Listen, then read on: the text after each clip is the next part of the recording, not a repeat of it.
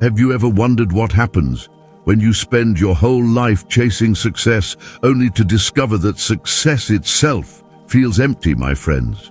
This is the haunting truth many baby boomers are admitting today. They followed every rule society gave them. They earned the promotions, bought the houses, built the retirement accounts, and still, when they sit quietly in their 60s and 70s, they whisper a painful question: was this it? These are not regrets of failure, these are regrets of a certain kind of success, the kind that looks perfect from the outside, but feels hollow on the inside. For decades, they believed trophies and possessions would bring meaning. Now they realize the target was misplaced. Their stories are not attacks on a generation, but warnings, powerful lessons for anyone still climbing the ladder, because regrets are being shared in retirement communities over glasses of wine and in the quiet moments when striving finally stops. So today, we uncover 9 life choices that boomers secretly wish they could undo. Choices that may save you from repeating the same mistakes.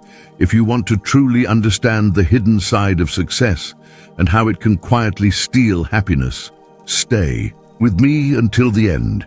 And before we dive in, make sure you subscribe to Hidden Minds, because each story here may change the way you see your own life. My dear friends, the first and perhaps most striking regret is choosing the safe career over the passionate one.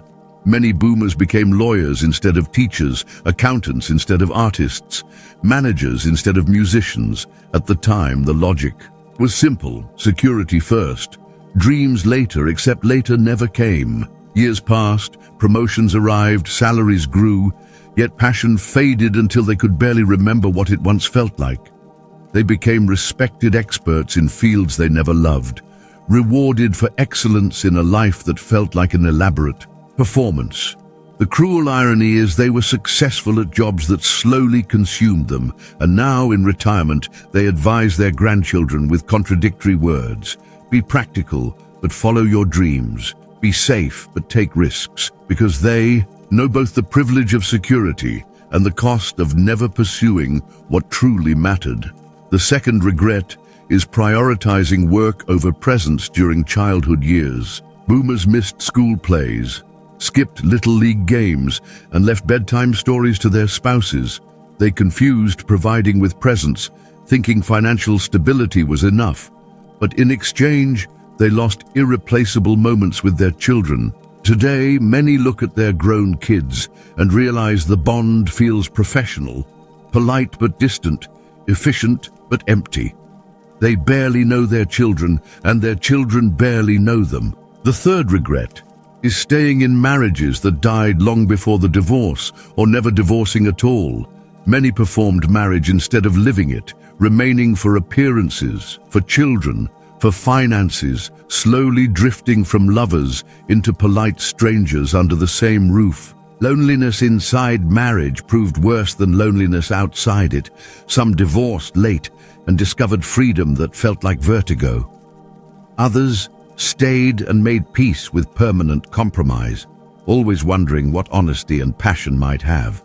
Felt like these first 3 regrets show us something profound, my friends. Security, work, and appearance of stability often came at the cost of passion, presence, and real love.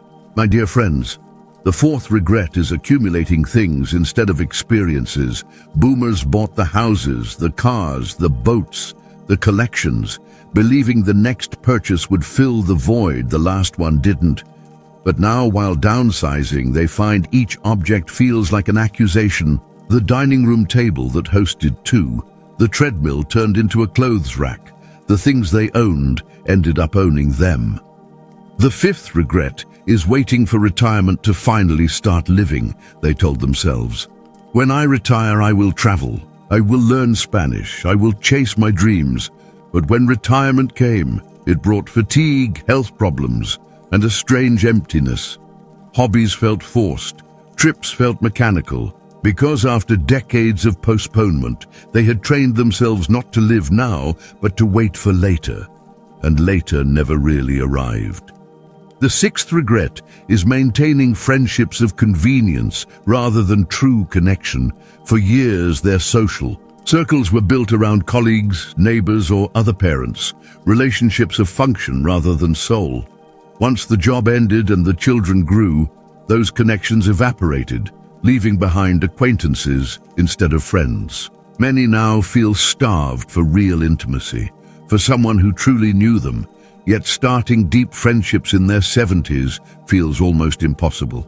The seventh regret is ignoring mental health. They belong to a generation that believed therapy was weakness, depression was sadness, and anxiety was just stress. They pushed through by working harder, distracting themselves. Yet in retirement, the distractions vanished, leaving them face to face with childhood trauma, grief, or anxiety. They never resolved. Some finally entered therapy in their 70s, realizing healing was possible even late in life, but mourning the years wasted in silence and unnecessary suffering. My dear friends, let this be a reminder that life is not about waiting, not about possessions, not about avoiding feelings. Because when you wait too long, the moments you crave may never return. And before we continue, I invite you again to subscribe to Hidden Minds, so you never miss these powerful lessons that can save you from repeating history. My dear friends, the eighth regret is living for parental approval long after it stopped mattering. Many boomers became doctors or lawyers not for themselves but to fulfill their parents' dreams. They stayed in marriages they hated to honor, expectations. They lived in suburbs they disliked to appear successful even after their parents were gone. Their ghosts still ruled, internal voices criticizing every deviation. They spent decades serving approval that never truly belonged to them. And finally, the ninth regret is believing that success was a destination instead of a process. Boomers chased milestones like levels in a video game, the promotion, the net worth, the bigger house, always expecting the next achievement to finally bring satisfaction. But each success only shifted the goalpost. The million-dollar portfolio felt just as precarious as the $1,000 savings account once did. They kept climbing, not realizing the summit does not exist, and in doing so, they missed the journey itself. These last regrets teach us the hardest truth, my friends. Success is not a place you reach, it is a way you live. Approval from others cannot replace authenticity, money cannot replace meaning, and waiting for tomorrow cannot replace living today. The boomers learned this too late, but their honesty may save us if only we listen. So my friends, what do we learn from these 9 choices?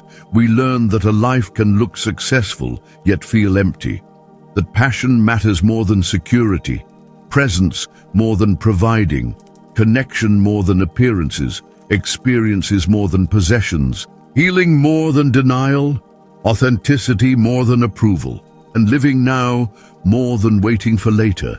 The boomers won the game they were told to play, but discovered it was the wrong game. Their regrets are not just stories, they are warnings, gifts to younger generations if we are willing to hear them. The real question is whether we will listen or repeat the cycle, chasing external success while neglecting internal satisfaction. Take this moment as an invitation to reflect. Ask yourself, are you living for approval, for things, for a future that may never arrive, or are you living for passion, presence, and meaning right now? And if this message touched you, share it with someone you care about, because wisdom only matters when it is passed on. Together, let us choose differently before it is too late.